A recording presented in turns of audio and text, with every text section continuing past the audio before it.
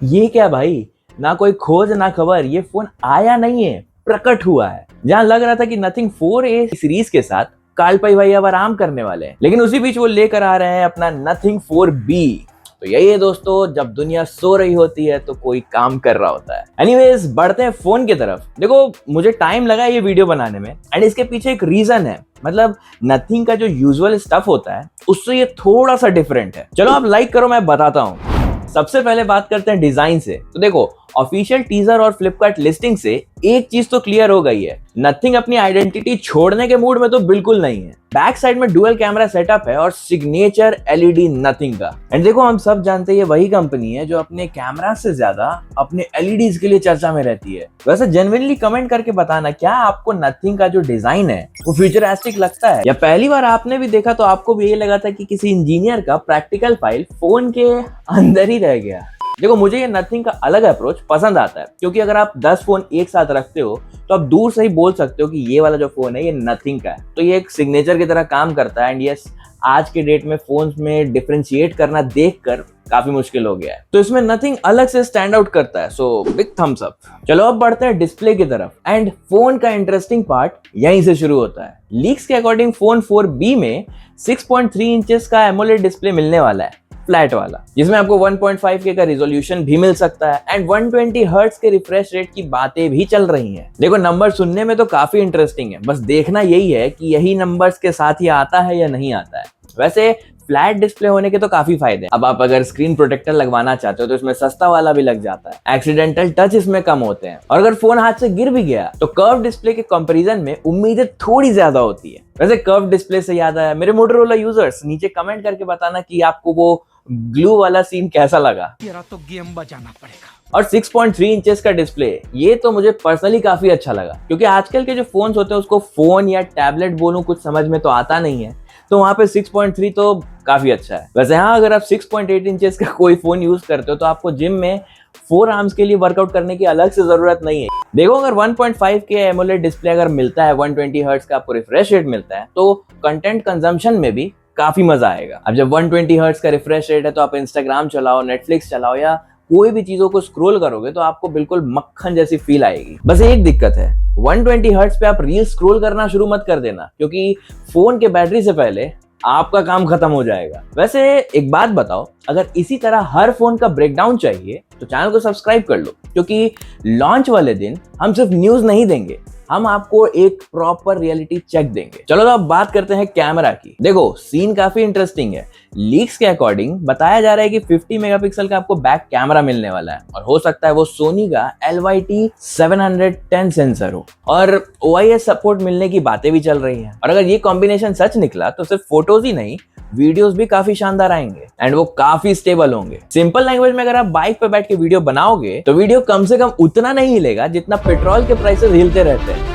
और फ्रंट में around 32 megapixel का सेल्फी कैमरा मिलने की बातें चल रही हैं। वैसे सेल्फी कैमरा का मैक्सिमम लोग फोटोज से ज्यादा मुझे लगता है वीडियो कॉल्स में या इंस्टाग्राम पे लाइव आने के टाइम पे यूज करते हैं। अब सेकंड कैमरा को लेकर थोड़ी सी कंफ्यूजन चल रही है, कहीं 8 मेगापिक्सल की बातें हो रही है, कहीं 2 मेगापिक्सल की बातें हो रही है।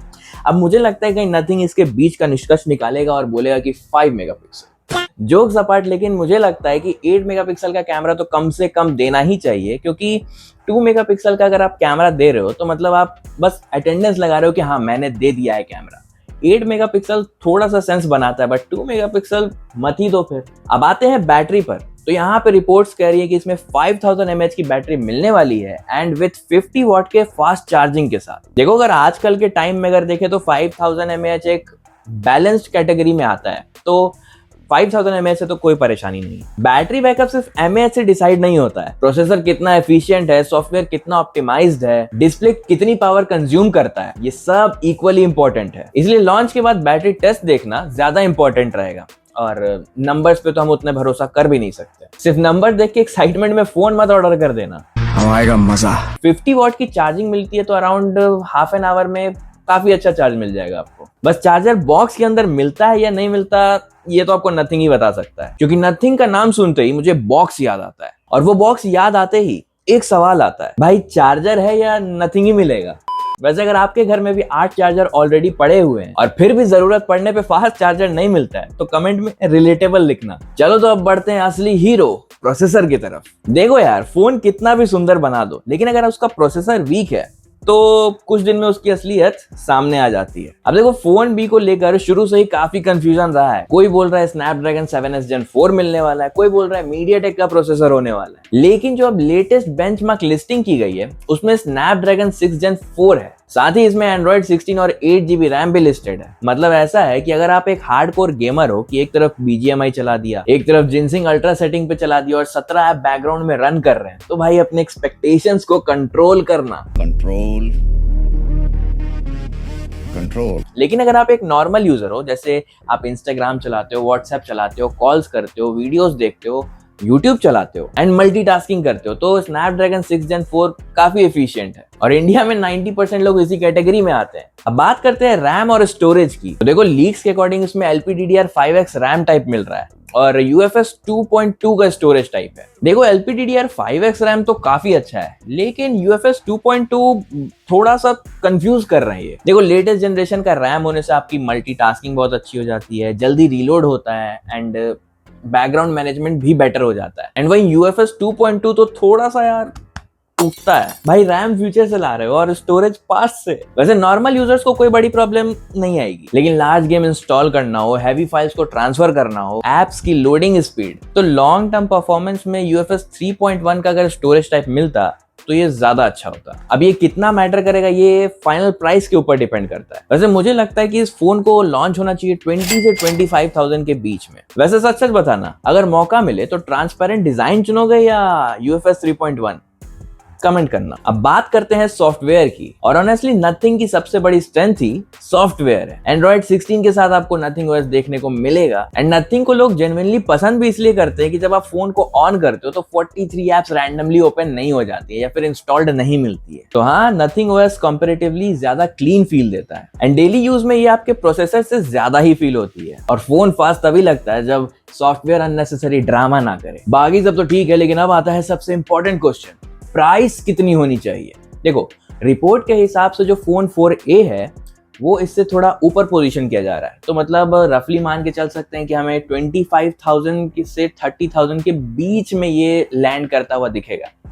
मेरी तरफ से सुन लो कि अगर 25,000 है तो ये बेस्ट डील होने वाला है, और अगर 26 से 27 है तो भी थोड़ा सा इंटरेस्टिंग है, लेकिन अगर 28 से 29 के बीच में लैंड करता है तो यहाँ पे कंपटीशन इसको तगड़ी फेस करनी पड़ेगी। और अगर गलती से भी 30,000 के ऊपर का प्राइस टच कर गया तो भाई मार्केट में इतने सारे फोन्स हैं 30,000 के ऊपर जो कि काफी अच्छे हैं, तो लोग भी एक बार को तो आपको यही बोलने वाले हैं कि भाई रुक जाओ, बाकी सारे फोन्स को भी देख लेते हो, उसके बाद आते हैं अपने नथिंग पर। एंड देखो, सिंपल सी बात है, डिजाइन से फोन नहीं बिकता है, वैल्यू फॉर मनी भी उतनी ही इंपॉर्टेंट है। इसलिए मेरे हिसाब से नथिंग का असली टेस्ट स्पेसिफिकेशंस नहीं है, प्राइसिंग है। एंड यहीं पे नथिंग का गेम बन भी सकता है और बिगड़ भी सकता है। बाकी दोस्तों, अगर आप Amazon से कुछ भी बाई करते हो तो मैंने अपना एफिलिएट लिंक डाला है, तो आप वहां से बाई कर लो, आपको कोई एक्स्ट्रा पैसे नहीं लगेंगे, बस थोड़ी सी मेरी हेल्प हो जाएगी। तो अगर आप मुझे सपोर्ट करना चाहते हो तो आप उसी लिंक से बाई करना। यही दोस्तों अपकमिंग नथिंग फोन बी का पूरा ब्रेकडाउन। अगर आपको वीडियो पसंद आई तो वीडियो को लाइक कर देना और चैनल को जरूर सब्सक्राइब कर लेना। हम 1000 के काफी ज्यादा नजदीक आ चुके हैं। चलो, मैं मिलता हूँ आपसे नेक्स्ट वीडियो में, तब तक के लिए बाय बाय।